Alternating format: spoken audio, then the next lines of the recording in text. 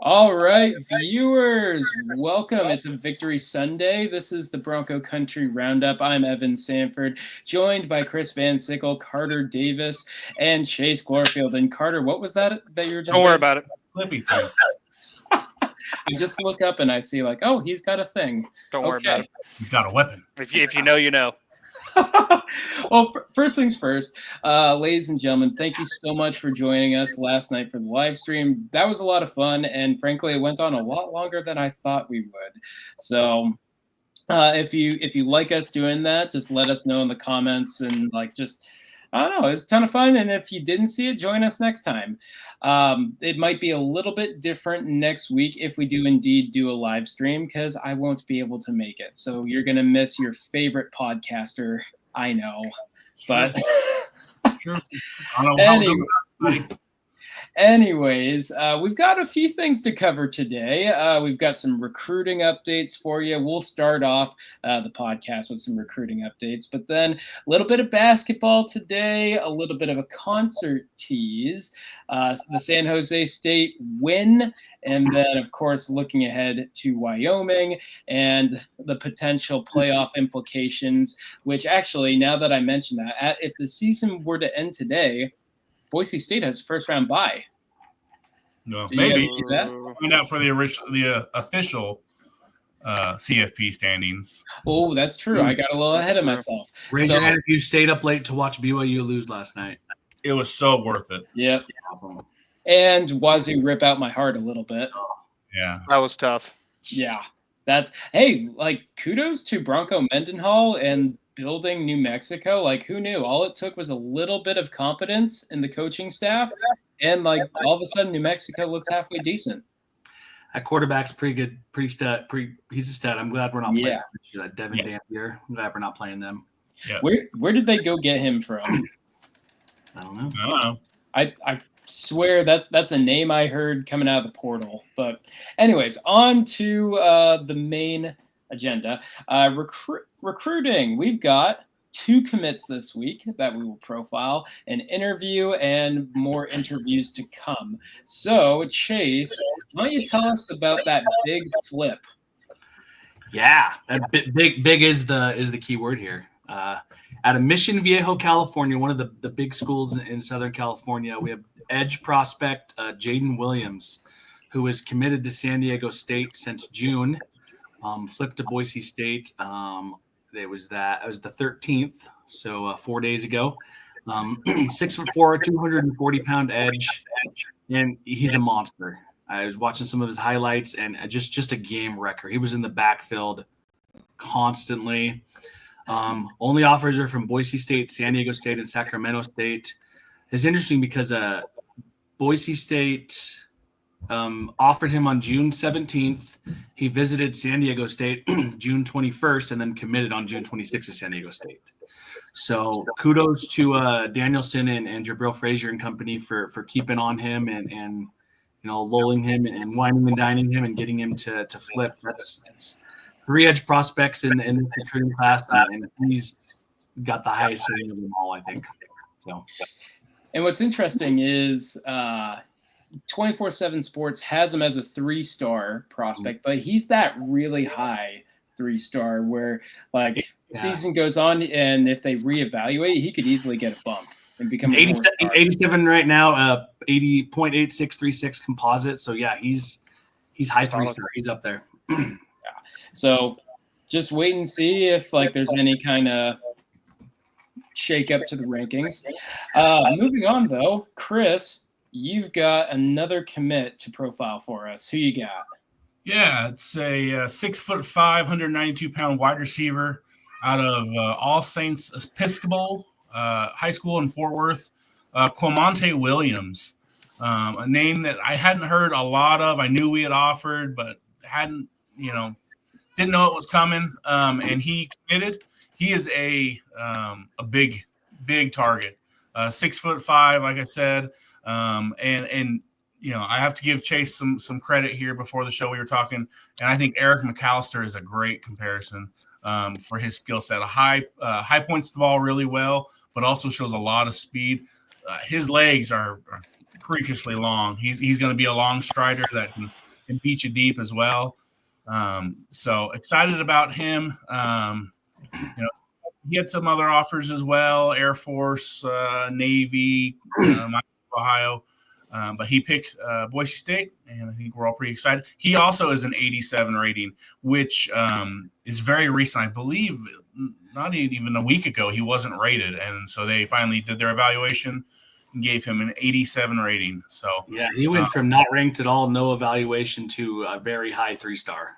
Yeah.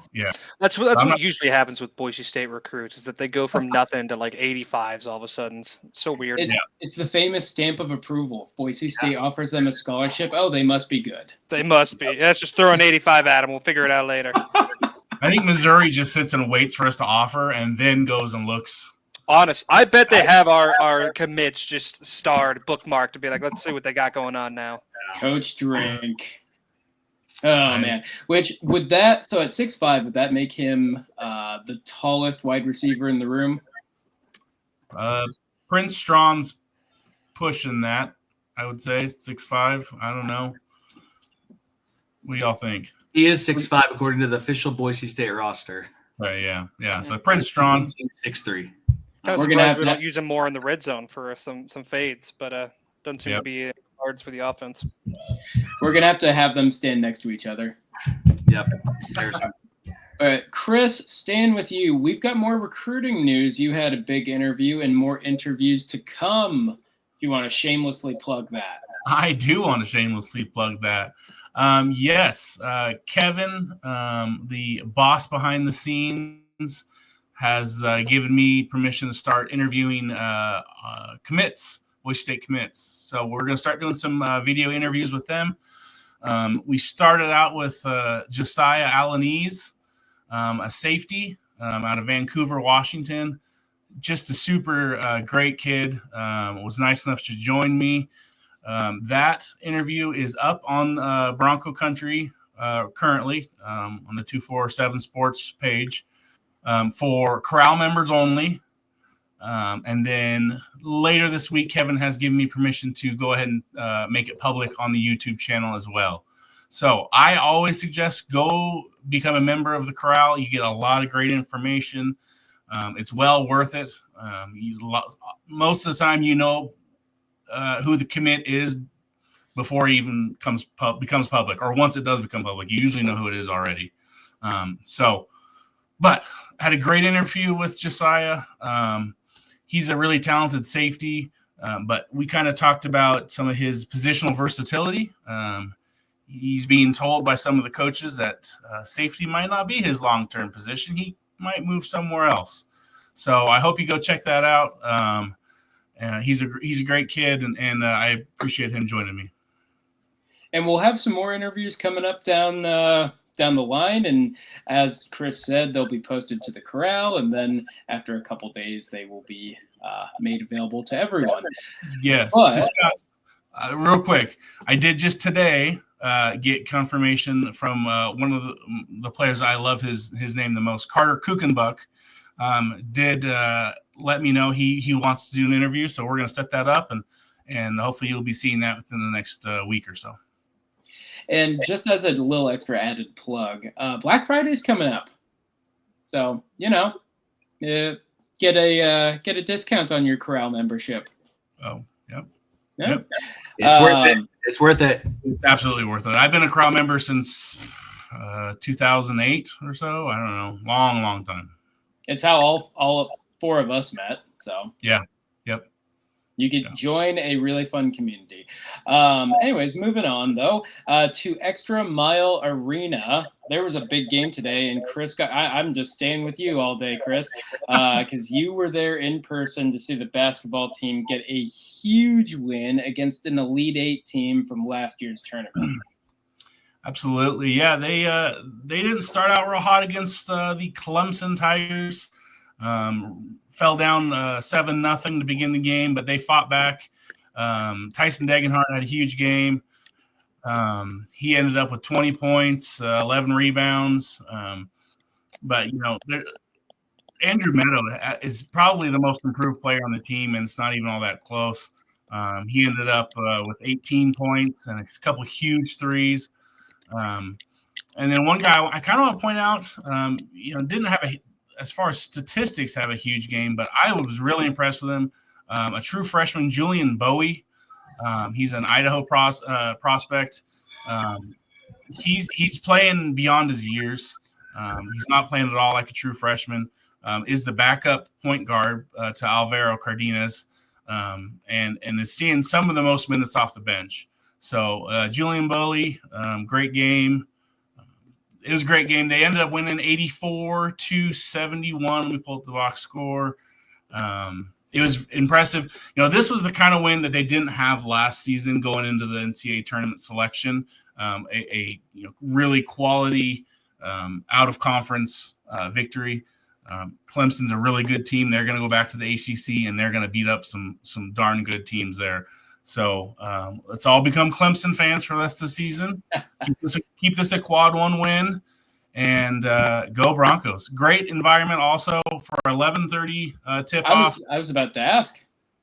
Yeah, 11:30 tip off. All those students who probably stayed up way too late and hopefully hydrated a little bit this morning, they were there and they were loud. So great job to the Corral, I believe they call themselves. Great job, Bronco Nation. An electric environment at 11:30 in the morning. That's awesome. Like, I don't honestly, when I was a student there, I don't think you would have found that. I don't think you would have sold out extra. Well, it was Taco Bell Arena when I was there. Long live Taco Bell. But I don't think that would have happened. So shout out to the Corral and the fan base that they built.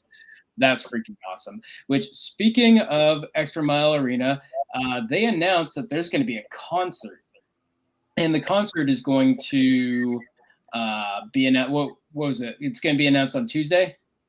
Tuesday, yeah. So my challenge to you viewers is I want you to guess who it's going to be. Like, we're all four of us are going to take a shot at this, and we'll see. We'll see. It's going to be on the blue, right? What? It's going to be on the blue, right? Yeah, it's going to be outside in the stadium. Yeah. And winner gets free ticket. I mean, no. Winner gets nothing. Winner gets bragging rights. But go ahead, Chris. I'll start with you. Who's your guess? Well, it being Boise, Idaho, you got to go with some kind of country artist, I think. I'm going with Jelly Roll. Okay. Carter? I've heard that AC/DC is going to announce a new tour, so probably them. But I don't know if Boise's big enough to pull something like that. But that'll be my shot in the dark. Chase? I don't know if Boise is big enough to pull anything like this too, but for my daughter's sake, I'll say Taylor Swift. Okay. She'll love that, my 12-year-old. Well, I'm going to go completely out of left field here, and I'm just going to say Billie Eilish. Oh. Not bad also. Good guess, yeah. Boise's definitely not big enough to get Billie Eilish, but still. I think Boise's right on the edge. Like, I wish we could like expand the arena downtown, and then if you did that, it would probably work. Because we get some people every now and then, but they usually have to go out to Nampa, which sucks. How big is the facility in Nampa? It's Fort Idaho Center. It's the outside, the amphitheater is huge. There's a lot of space there. Yeah, I lived out there for 11 years. Never made it to a concert in that venue. Yeah. I've been to lots of concerts, including out there, and it's a good venue. It's a good environment. Yeah, I think if you were able to build something big downtown, like just big enough, we would have the population to do it. But there's just nothing really here yet. One thing we've all learned about Chase, as we've all gotten to know him, is he is a big concert guy. Yep. How many concerts have you been to this year? I go to 6 or 7 a year usually. God. I travel to Boise. Idaho Falls has got that new Mountain America Credit Union Center. It's a pretty cool venue. It reminds me a lot of the Inside Idaho Center and the ICCU where the Steelheads play. I've been to Salt Lake a couple times, but live music is one of my happy places, so I'm all for it. Aren't you like a metalhead too? Yeah, it's usually metal concerts. Yeah. Old Chase. Yep. So moving on, and just a reminder, viewers, put your guesses. Just have a little fun. Put your guesses in the comment section below. Winner gets nothing. But we did actually have a contest, so winner gets something here. We did a score prediction for the San Jose State game, and Chris, did we have a winner? We had, closest to it. I have to find it again. He was 1 point off. Ooh. He picked 41 to 21. Wow, that's good. That's close. It's real good. I was impressed. And of course, I can't find his name. I wonder why he dropped that 1 point. Why not just do a 21-point win? Maybe he was thinking a couple field goals instead of a touchdown. I don't know. Maybe. That's a lot of math, though.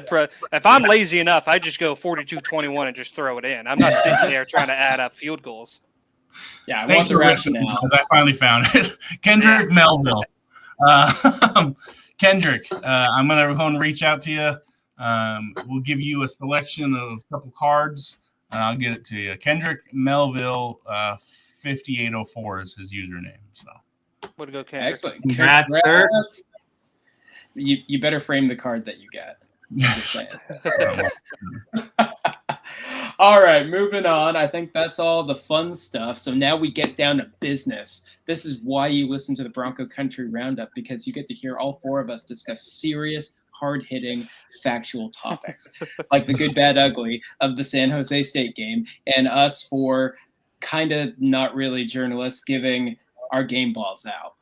So I'm going to go around the horn. Let's just start with the good. And if you want, you can throw out your offensive game ball as well. Let's kind of go one at a time here. Chase, I'm going to start with you. Let's just start with your good. Yeah. My good, this is it's interesting because there's a lot of good that happened. I'm going to go ahead and give it to my game ball. We'll wait on the game ball. But okay. I like the response from the team, right? From down 14-0. Like, I guess the question for Bronco Nation, if you take out the first half, right, Boise State wins that game 28-7, right? We outscored them 28-7 in the second half. Do fans feel better about a 28-7 win or a 41-21 win, right? I guess that's an interesting question. But the good is just the team – learning and figuring things out in game and the adjustments from the coaches. So just the general stick-to-itiveness of the Broncos in that game.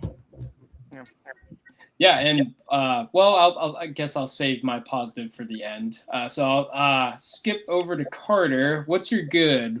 Yeah, my good kind of goes along with Chase. I just love the fight in the team. I was legit after the fumble when we were down 14-0 and they were looking like it was going to be 21-0. I legit told my family, it's like, hey, if it goes 21-0, I'm going home because I go watch with my parents' house. And that was my mentality, but it was really awesome to see the team, not have that and fight back, build it up. But it was good. It was good to see just that. Even though these are tough games, they're not giving up. That's basically it. And Chris, actually, before I move on to you, I just want to say, Carter, I agree with everything you said. I think that's a really good take. But Chris, go ahead. What's yours? My good is Evan not putting out a curse word on Twitter during the first half. Good job, buddy. He can get pretty ugly there. He wanted to. Oh, he wanted to. Oh, yeah. No. My good was just kind of the mentality that I saw from the offense. It was a slow, grind it out, control the clock, and wear them down kind of offense, and I love seeing that. At the first half, those rushing lanes weren't quite there for Ashton Genty. That's tough to watch, and I understand that, and people get frustrated when it's a 1 yard or 2 yard run. You saw in the second half, though, they were wearing them out, and those were getting longer, and those rushing lanes are getting bigger.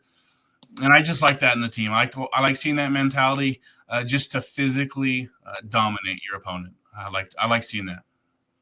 Now, what kind of all three of you guys have said one way or another is like the fight in this team, the heart in this team, the energy that they have, even though that they went down 14-0. They were staring at the barrel of 21-0. They never gave up and they kept fighting. And that is all completely true. And in fact, we are, as I said on the live stream yesterday, we are 2-0 in games that we would have lost under Avalos and Harson. So, Yep. in the Danielson era. So that goes to show that's just good coaching right there. But for my good, I want to specifically give it to Maddox Madsen, Ashton Genty, and the wide receivers as the game progressed. It started off a little bit like touch and go there, but they really came in clutch as the game progressed. Austin Bolt made an amazing catch. Cam Camper did some great things. Latrell Caples, he was a warrior out there. He was taking some hits, not just that like should have been a targeting call, which that's one of my bads, like is the officiating last night. And in fact, I think San Jose State has some complaining, like it was bad for both sides, honestly. So not a very well officiated game. But yeah, the wide receivers played pretty darn well towards the end of that game. Prince Strawn getting involved, like he made a nice catch and then trying to remember if that was him or not. So I think I'll just continue. He had a good game. All I'm really remembering off the top of my head was that one where he tried to cut back and he ended up not getting the first down when he, could have. But still, great game. Lauder had a great game. Wagner had a great game. The passing attack was what we needed it to be when the rushing game got stuffed. That was awesome. So I think on offense, because I kind of know who you guys are all going to give your game balls to. I'm going to just go with Latrell Caples being the warrior wide receiver last night. So I'm going to give my game ball to him. Chase, who's your offensive game ball? I'm giving mine to Austin Bolt, and he made a big third down catch, but his blocking downfield on some of those plays, especially the Genty runs, was just it was pornographic. Like it just makes you so happy to see a guy just his. Sorry, I had to. It was. That's one way to describe it. Sorry, this is a family-friendly show, but I love it. As a coach, as a guy who's coached at the highest levels of middle school football, I love seeing my guys willing to go downfield and just blow someone up, knowing that I'm not getting the credit for this touchdown, but I'm going to help my guy get into the end zone. I love seeing that. It's Austin Bolt for me. Love it. Boom. Carter, who is your offensive game ball?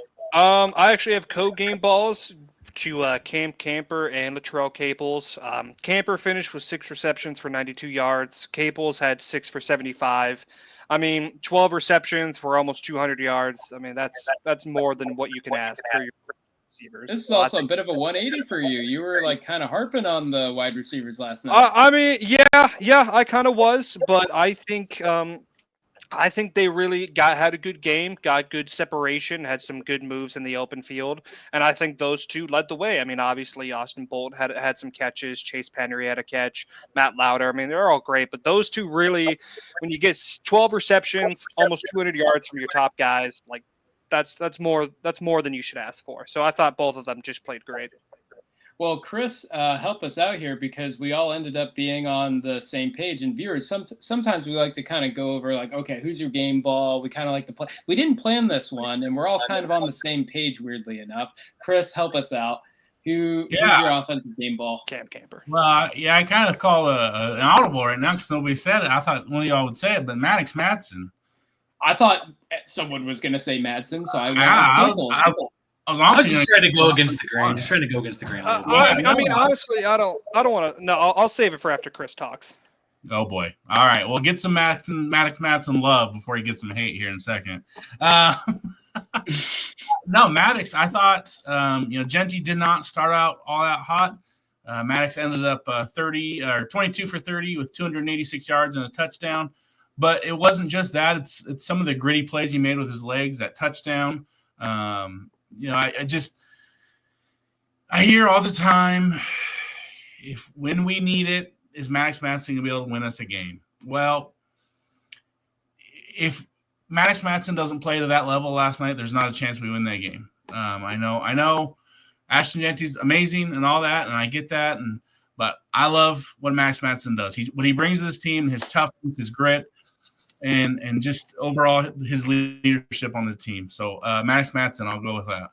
Yeah, and Genty kind of had like a classic, almost like a Marshawn Lynch-esque game where like first couple quarters, it's like ones, it's twos, maybe a 3-yarder in there, and then as the game goes on, a little bit of attrition sets in, and then boom, 39-yarder, or was it 36? Either way, he breaks out the big one, and he ends up with 3 touchdowns and however many rushing yards it was.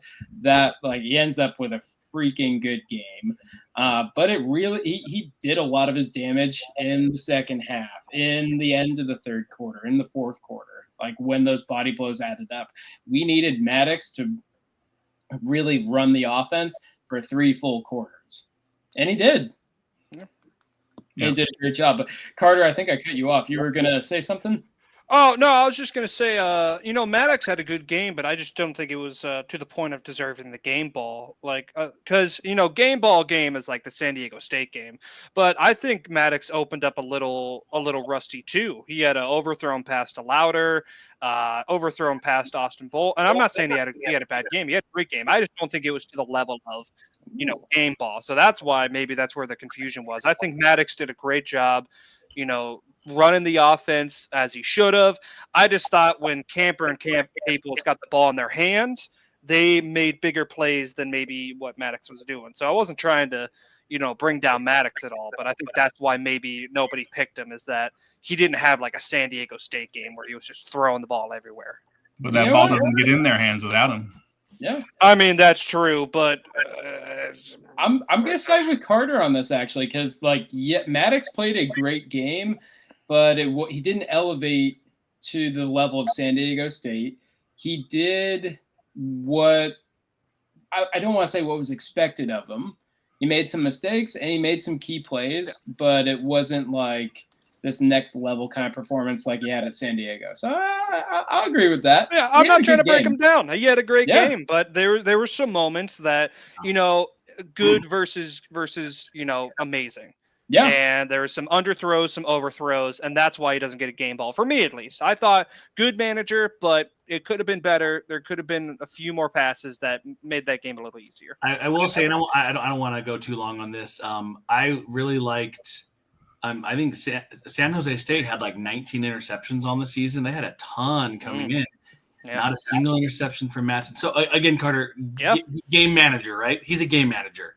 And I think that's what his ceiling is. He can go off like he did against San Diego State, but he does what he's asked to do. And if you guys ever watch Ted Lasso, Be a Goldfish, he forgets what happened before, whether it was good or bad, and moves on to the next play. And that's one of my favorite things about him. Yeah, the kid doesn't blink. But moving on, we've got some bad and some ugly to talk about. And I've got a feeling that I know where this is going to go, because just by omission during the good section. So, Chase, we're going to go around the horn. I'm going to start with you. What's your bad? Oh, man. We start with the man. There's 2 low-hanging fruits here right now, okay? And you should pick them. They are there for the picking, and that's why they're there. Because the thing is it seems like it's the same thing every week, right? Like the special teams, I'm still scratching my head often. That's the ugly. That's the ugly. That was going to be my ugly. But no, and the secondary. I'm just like, what are we doing? What are we doing? We can't take all of it. I'm just kidding.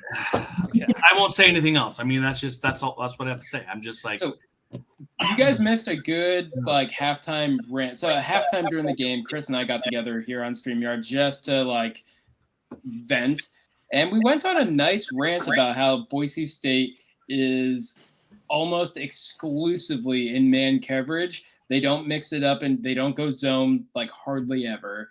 And just seeing us get burnt time after time after time, I'm wondering, okay, at what point do we try something different? And at what point do we maybe not get 12 yards of cushion? I don't know. But Carter, I'm priming you for a rant. So you're not going to get it. I'm sad to say you're not going to get it, because I could rant an hour about the secondary, but one of the bads is the secondary. I mean, when you give up 500 passing yards and you get mossed more than a Randy Moss highlight film, there's nothing much more to say. I mean, it's just bad. It is. It is who we thought they were. And another bad, I hate to pick on the guys, but it's still the offensive line. How many times was Genty met in the backfield before he even had a chance to do anything? It's like, I get, they're battling away every game and, they're probably hurt. And now Tyler Knath is hurt. Like, I get it. But there's still the expectation of at least let him get to the line of scrimmage. And that's not happening. But at least I'd say a fourth of the time, a third of the time. It's just not acceptable. So, but I'm not going to sit here and, raise my blood pressure because I've been saying this stuff the past 5 weeks. This is what I've been saying. So that's just those two. Between the 20s, they were abysmal. But in the red zone, they were pretty solid. Yeah, for the most they locked part. in with like in the post game thing we showed last night. There were some good play calls getting Genty in the end zone, but you can't just cherry pick a few things and say it's going right because it's not. Yeah, I like was it 2 interceptions and a fumble? So 3 turnovers, right? 3 total? I think 4. 4?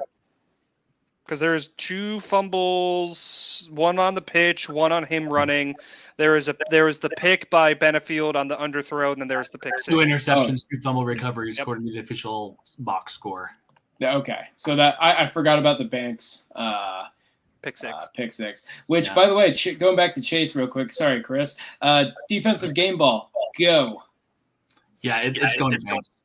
I know we talked trash about the secondary, but he made a play when it mattered and helped cover the spread. So, Carter, who gets your defensive it's going to be game McCoy. Got 11 tackles. I trashed his name last night, but I went back and watched, and he had really good coverage. So, career high in tackles, actually more than I believe Travis Hunter has in his entire season, which is crazy.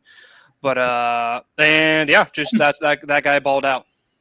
Yeah, I honestly I thought that when we were talking about that last night, I was like, okay, I think he might have the wrong person. Because there's just so many people getting beat that it just kind of blended together. But going back, watching a little bit, McCoy was solid. Yeah. Chris? Ty Benefield. Dang it. Interception. Laid the wood on that quarterback. Got the force the fumble. He did get. I mean, I kind of appreciate that was after he got the wood laid to him to start the game, so he got a little payback there. But Ty Benefield played a great game. All right. Well, on the fly, I'm giving my defensive game ball to Ahmed Hassanain because it was really entertaining to watch him, like when he got up after he recovered the fumble and just waving the ball around. That was hilarious. So he gets my game ball for making me smile. There you go. And it's one of the few times the defense makes me smile. So hey, that's worth its weight in gold. All right, ugly. Let's go ahead, just make this quick because everyone knows what's ugly. Chase. The officiating, the special teams, Nice. It was so bad. Like, it's one thing to miss that. I guess I keep focusing on the targeting. It's one thing to miss it live because bang bang, right? You miss things live, but not even to have a booth review signal down. Not even to look at it. It's just it's asinine. It is ridiculous. Especially when they threw the flag on Benefield for hitting somebody in the chest with his shoulder, but we're not going to review the other thing. It's ridiculous. Yeah. Well, that's what I thought was funny is that Benefield hit, that's going to go from almost a targeting call to actually let's use that as video for a perfect hit. Yeah. That's exactly the kind of hit they are trying to get into the game, and he does it perfect, and then a flag gets thrown. It's ridiculous. Yeah. And did Caples get hit out of bounds too? Yes. I think it was a bang play out of bounds. I don't know if he was or was stepping out. I don't know. I remember thinking about that, but I haven't watched it. He was still moving forward. All the criteria for targeting. I just don't. It does. I just don't get it. Yeah, and I'll say this, I think San Jose has some, or the San Jose fans, have as much beef as we do because, I think there was a holding call up on Ashton Genty that got missed. Oh, it was so bad. Yeah, there's definitely some stuff in there that they missed that would have gone against the Broncos. There's stuff that they missed that would have gone against the Spartans. At least they were. Someone's shooting off fireworks outside my house. Sorry. Anyways, happy 17th of November, everyone. Yeah. Anyways, I got distracted there. What was I saying? The officiating was awful. and then are we going to talk about special teams, or are we just going to gloss over that? Nothing special about know it. What it is. It's like It was very bad. That horse It was is very, lost. very bad. Beating Yeah. I will say the one kind of, I don't know, glimmer of hope is seeing Cam Bates get that second return and seeing like, I don't know, it felt like just watching him, he was like, I am not fumbling this one. I Like, saw him tucking while Yeah. he's running in the open field. He has 2 arms on the ball. I was like, I respect that. He's got some wheels. He's got a lot of potential. He's Yeah. fast. He'd probably run faster if he wasn't trying to cover the ball with nobody around him, but I get it.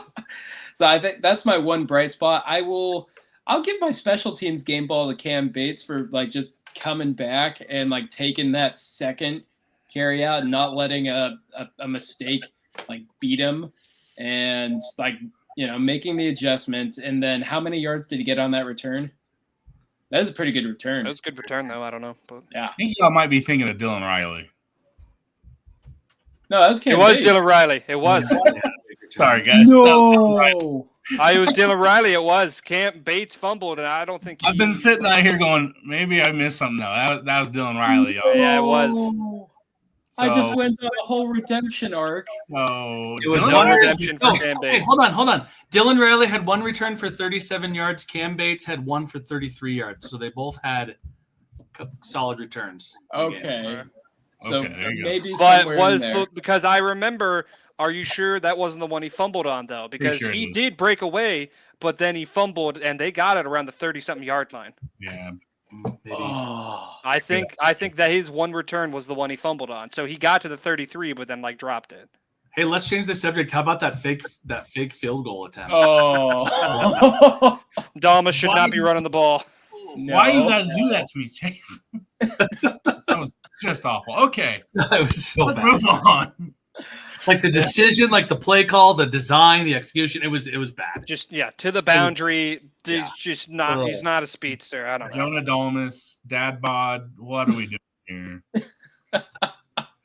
Just trying to Yeah, watch it's him outrun. I was like, oh, what are we doing? I thought he had a chance, and then that chance quickly died. The second he started really getting his top speed, I was like, oh no. Oh no! Yeah, good call. Yeah, I thought he had it, and then quickly he did not have it. I just hope special teams doesn't cost the team a game in the next. Well, it already did. Yeah, they cost us Oregon. That's true. Another one. Another game. All right. Anyways, Moving on, we've got actually like probably a better game than what we think against Wyoming. It's at Laramie. It's in November, and they have nothing to lose. Like Wyoming has never had, even the year they beat us, I don't think they've ever had the talent edge on Boise State. They've just always had kind of that, I don't want to say maybe emotional edge, but kind of that chip on their shoulder where they come out, they want to just prove like, hey, Wyoming football isn't a pushover. And I've always kind of had a grudging respect for Wyoming. And they're one of the they're, in fact, I think the only team I'm a little bit bummed out about leaving behind when we leave the Mountain West. But guys, what do you think? What do you want to see out of Boise State heading into a game against Wyoming, who I believe is are they 3 and what? 2-8. Oh, 2. I thought they had a third win in there. nope. Yeah, not good. Air Force and New Mexico, their only wins. Air Force in New Mexico. Yeah. So I'll go around the horn, but this time I'll start with Chris. What do you want to see out of our Broncos against Wyoming, and what kind of challenge do you think Wyoming can present? Well, I think they present some challenges. They have, I believe, redshirt freshman Caden Anderson. He's just recently become the starter, and he's had some good games. He's looked okay. Big. He's a big guy, big kid. His QB rating is currently 133. 5 touchdowns, 3 interceptions. I want to see this defense confuse the freshman quarterback. I want to see some different blitzes. I want to see, show the casino blitz and then drop out of it and get a pick. I want to see something different. I want to see. You know what, Chris? I'm going to interrupt you real quick because that, I think, is one of the biggest highlights from the San Jose State game that we didn't talk about is that we were 0-3, I think, on that like cover zero casino blitz. I think that's what Shenander called it. But then after that, he didn't call it again. But then he started like faking it, like window dressing. Hey, we're gonna do this, and he only the rest of the game when we did bring pressure, except for the very final play of the game. I think he was only bringing one extra, and that worked. And Shenander did like hats off to him. He recognized what wasn't working and made a change. And after he made that change, they only scored 7 points. That was it. And the defense, they forced some turnovers, all that good stuff. But that's a really good example of how they're willing to at least try to address some issues. So sorry I interrupted, but that was a really good point. Yeah, no, it's all good. I want to see some creativity. That's all. When you got a freshman quarterback that's only started, let's see, he's played in 8 games, but I don't think he started all of them. You can kind of disguise some stuff and hopefully get some turnovers. Carter, what kind of challenge do you think Wyoming presents? Laramie, 7,000 feet or whatever. I think the only challenge that's really presented here is that it's in Laramie.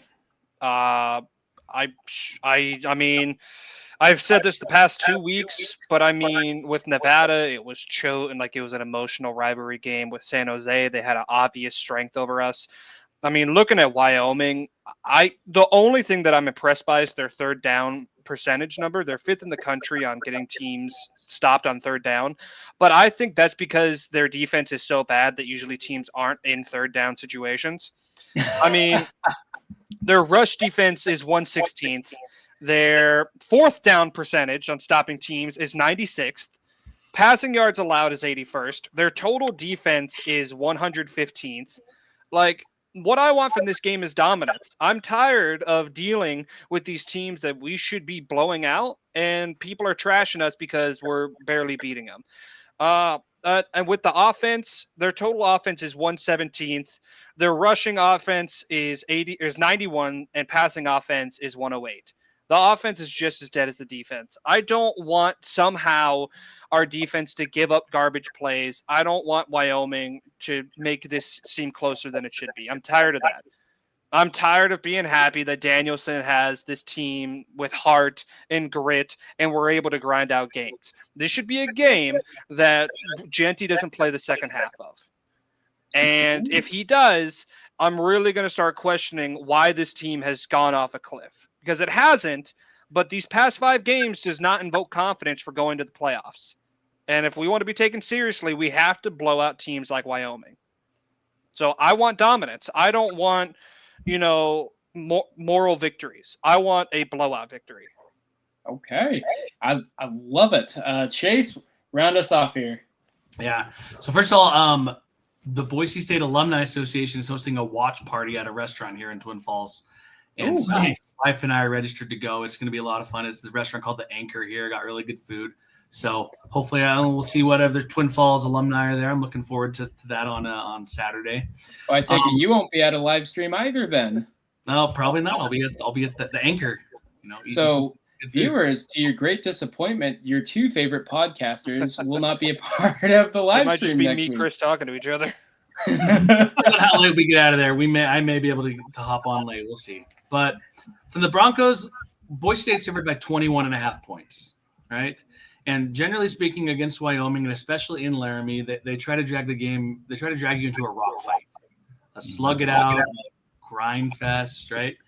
I want to see Boise State cover the 21.5 in the first half and hold them off in the second half and keep that spread where it needs to be. They should. It's always you want to compete against yourself and get better, regardless of who the opponent is in front of you. So I want Boise State to do that, but we should cover that spread, and we should do it. I hate saying the word easily because then you get into the overlooking someone deal.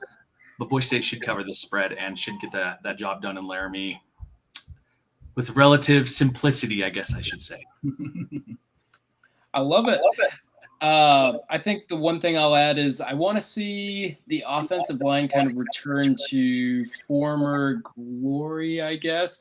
I think, is it Jake or Jason Steele who came in for Knaff? Which brother was it? I think Jake Steele was injured, so I think it was Jason. Nope, it's Jake. Jason. Yeah. It doesn't help that they both have J names. I know, right? You can't call one like I don't know, like Steve or something. Which one was at San Jose State before he transferred here? Jake. It was Jake. I bet it was fun for him to get out there and field. I think he played great. I mean, yeah, it almost. I don't know if it's because he's fresher or whatnot, but he looked like it was in the worst way possible, kind of an upgrade over Knaff. Like Knaff was getting beat up a little bit, and I'm sure he wasn't 100% before he went down. And I wish him nothing but the best. Steele coming in looked like shot in the arm for the O-line. Yeah. So I kind of want to see the O-line really dominate, kind of make or build those gaps for Genty to just power through and make it so he doesn't play in the second half. So I'm with you guys. But anyways, viewers, that brings us to the end of another Bronco Country Roundup. Gentlemen, unless you have any final thoughts, I'll send it around. We will end tonight. Chris, Carter, Chase, any final thoughts? Nope. I got nothing except I got some sights and sounds from the basketball game today if y'all want to hear Broncos. Yeah. Excellent. Yep. Go Well, Broncos. Ditto Chase. We will end with that. And viewers, thank you so much for joining us in the live stream last night. And thank you so much for watching. Comment who you think will be at the concert. That information should be released on Tuesday. And go Broncos.